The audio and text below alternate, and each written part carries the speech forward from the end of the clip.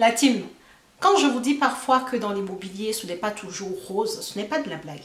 Et j'ai vécu une expérience très récente que je vais partager avec toi dans cette vidéo. Et tu vas me dire à ma place, qu'est-ce que tu aurais fait, comment tu aurais ressenti les choses. Et moi, je vais te dire comment ça s'est passé pour moi. C'est très important que tu regardes cette vidéo jusqu'à la fin si tu ambitionnes d'être immopreneur, d'être quelqu'un qui fait du business avec l'immobilier. On commence tout de suite.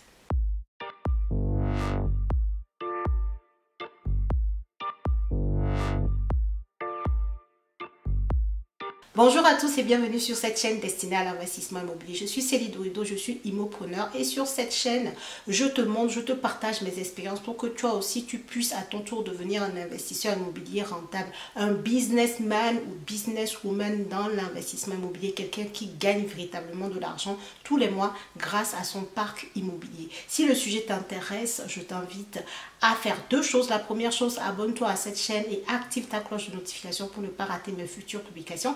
Et la deuxième chose, regarde dans la barre de description de cette vidéo, tu trouveras des liens très intéressants.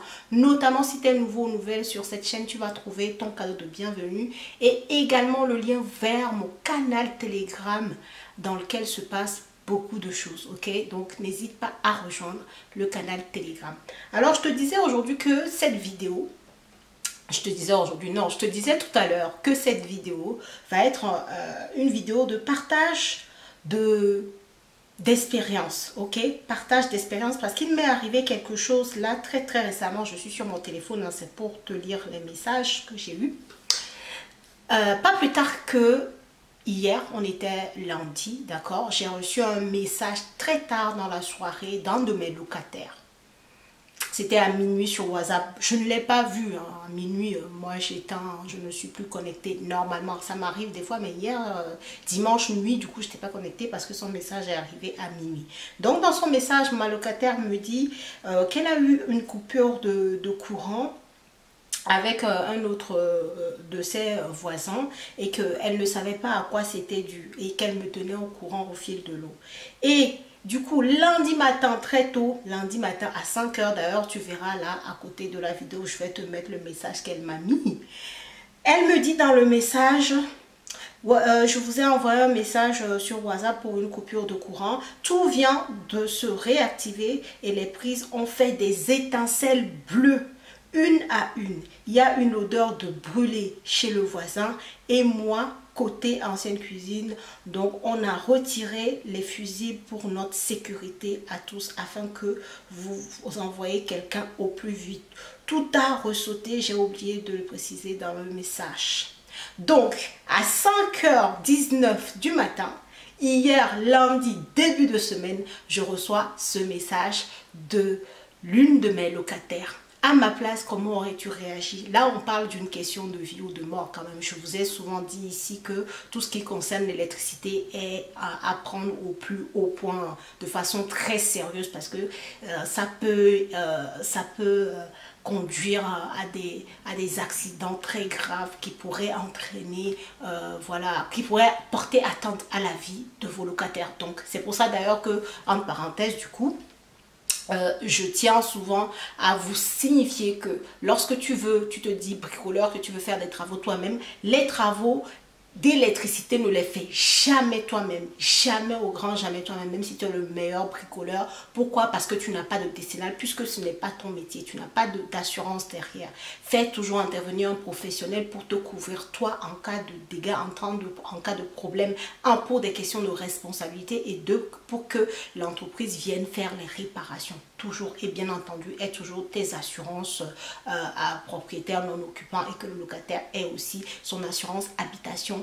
Et encore dernière astuce, tous les ans, demande-leur de t'envoyer l'assurance habitation mise à jour. Comme ça, tu es tranquille, tu es calé, tu es carré. Ok? Donc, je reviens sur ma péripétie de début de semaine. On n'était que hier, lundi, début de semaine un peu très active. Mais voilà, ça fait partie de la vie d'un investisseur. Toi, tu recevrais ce message à 5h19 du matin d'un de tes locataires qui te dit qu'elle a retrouvé le courant. Maintenant, il y a eu des étincelles dans les prises une à une et que ça sent le brûler.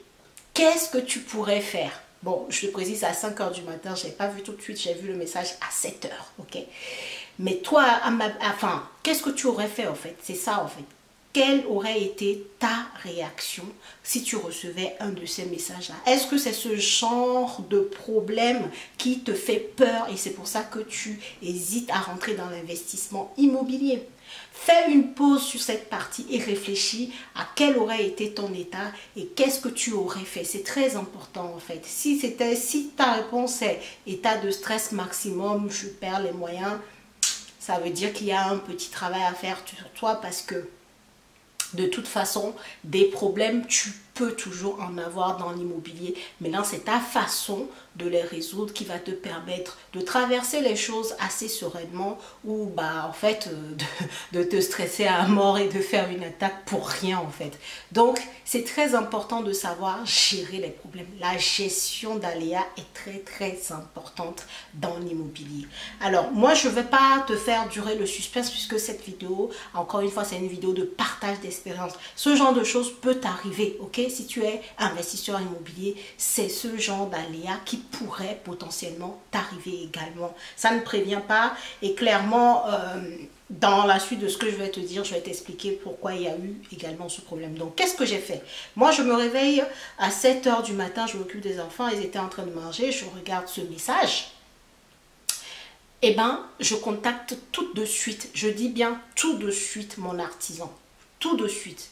Je lui envoie d'abord un message parce que je ne l'appelle pas tout de suite puisque je ne sais pas s'il est réveillé. Donc je le contacte, je lui envoie la copie d'écran du message que j'ai échangé, enfin que j'ai eu avec ma locataire et je lui dis, est-ce qu'il peut intervenir tout de suite?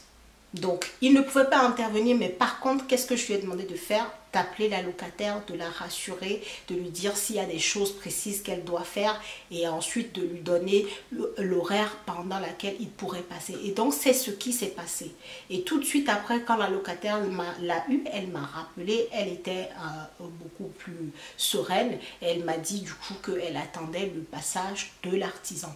Donc, tout simplement, je ne me suis pas déplacée parce que je ne suis pas électricien. Ça, je vous le dis souvent, ce n'est pas parce que ton bien se trouve à 2-3 heures que c'est un problème parce que si tu n'es pas du métier, tu n'y peux rien, ok? Toi, ton problème, enfin ton problème, non, ton objectif doit être d'avoir un bon réseau d'artisans là où se trouve ton bien. Et c'est mon cas pour le coup.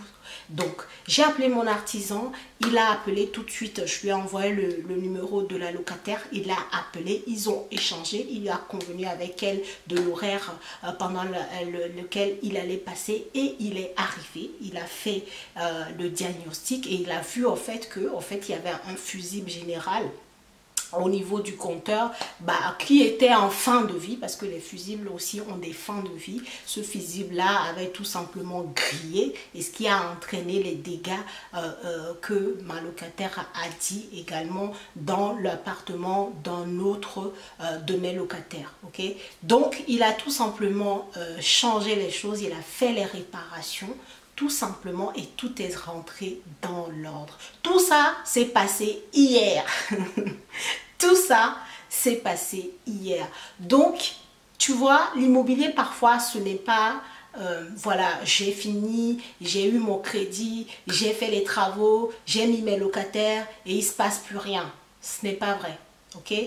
Et d'ailleurs, voilà, je te disais tout à l'heure que j'allais te parler de la cause. En fait, il y a eu de l'orage. Hein. Sachez que des fois, quand il y a de l'orage, ça peut avoir des influences sur vos installations électriques ou pareil, il peut y avoir des problèmes d'antenne dans l'immeuble ou chez vous même à la maison.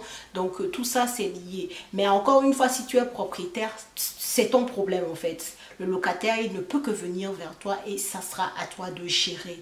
Et toi, quand je parle de gérer, ça ne veut pas dire forcément d'aller sur place, mais ça veut dire faire en sorte que le problème soit réglé. Mais pour que le problème soit réglé, il ne faut pas forcément que tu sois sur place, mais que tu aies les bonnes personnes qui vont agir pour que le problème se règle. C'est ça que j'appelle la gestion du problème. Et aussi à la gestion de l'humain, ok?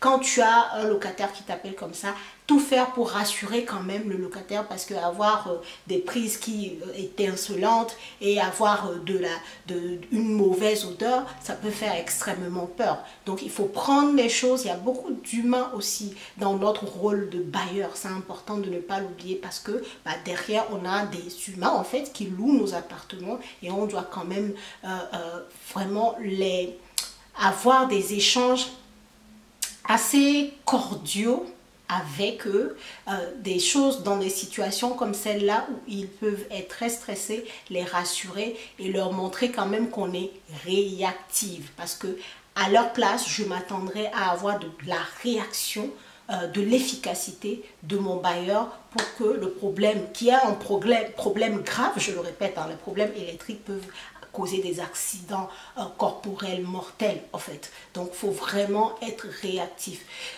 Ce que je te dis là, ce n'est pas pour te faire peur, mais c'est pour te dire, parce que c'est vrai, souvent sur internet, tu ne verrais pas des personnes te parler des problèmes qu'ils rencontrent, des aléas qu'ils rencontrent dans l'immobilier. Ça, c'est quelque chose qui m'est arrivé hier. Hier on était quelle date? Aujourd'hui mardi on est le 24. Hier on était le 23 mai. C'est quelque chose que j'ai géré hier. J'ai eu le message à 5h19 et je l'ai géré dans la journée, et ça m'a pas pris toute une journée à être dessus. J'ai appelé mon artisan, il a coordonné avec la locataire, il est allé sur place, il a résolu le problème, il m'a fait le rapport et basta. Il m'a envoyé les photos. Voilà en fait. Donc entoure-toi de professionnels, chacun dans son domaine, plombier, électricien, antenniste, je ne sais pas. Voilà, entoure-toi de professionnels, et surtout sache que dans l'immobilier, il y a des moments où tu ne feras pas grand-chose et tu toucheras tes loyers. Et il y aura des moments comme celui-ci, pardon, comme ceci, où tu vas avoir à gérer des cas comme ça, des aléas qui arrivent, mais ça fait partie du jeu, ok? Donc c'est ce que je voulais te partager dans cette vidéo comme expérience. Et j'espère que ça ne t'a pas fait peur, parce que ce n'est pas l'objectif de te faire peur dans cette vidéo.